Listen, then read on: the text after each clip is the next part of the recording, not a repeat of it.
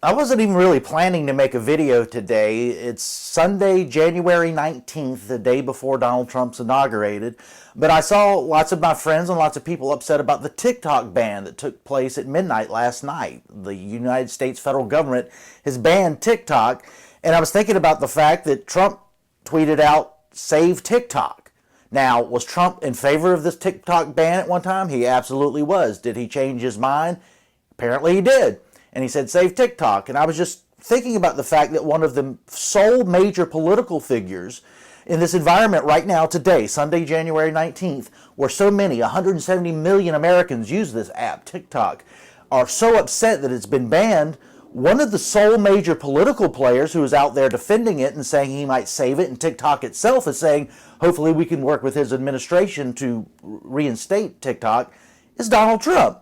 I'm a free speech guy. You know, I agree with Rand Paul and Mike Lee and the libertarian Republicans who have opposed this ban. Maybe a small bit of progressives on the left have opposed this ban. But more importantly, a bunch of my friends and people I like and TikTok users and people who use social media hate this ban. And guess what? Donald Trump's the most major impact player saying we need to reverse it. We need to get rid of it. So I was thinking about that this morning, and that's a good thing. I don't care how you feel about Donald Trump. If you think the ban's bad, that's a good thing. That's simple.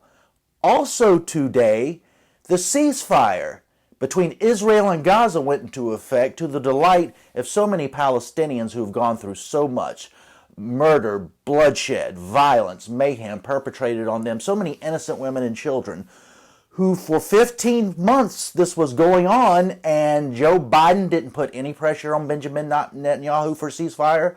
Kamala Harris said that they were all working tirelessly for a ceasefire. We know that's not true. A week and a half out from his inauguration, Donald Trump put minimal pressure on Benjamin Netanyahu, and today we have a ceasefire. To say that Biden was responsible for that, he had 15 months. Honest liberals are saying, God, what a waste of time. What a waste of lives. The Democratic president could have done something, but it took Donald Trump to do it. So on this Sunday, January 19th, the day before Donald Trump's inaugurated, those were the two thoughts on my mind. This TikTok ban, which is unprecedented, anti-free speech, anti-First Amendment, has happened. It's scary. And the most major person in politics to oppose it is Donald Trump. And we finally, after well over a year, have a ceasefire in Gaza where so much blood has been shed. That's also thanks to Donald Trump.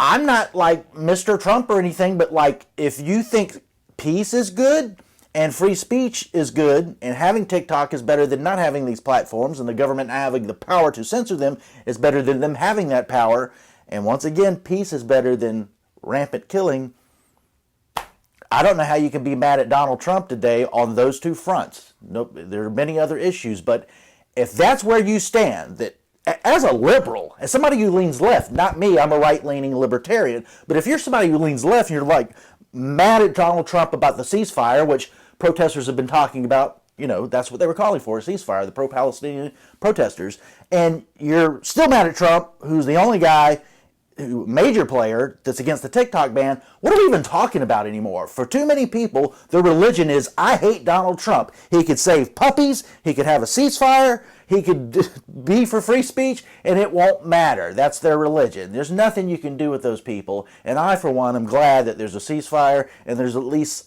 some hope for TikTok being unbanned, because that's a horrible precedent, and whoever does it, all the better. If it's Donald Trump, that's who it is, and we should be glad.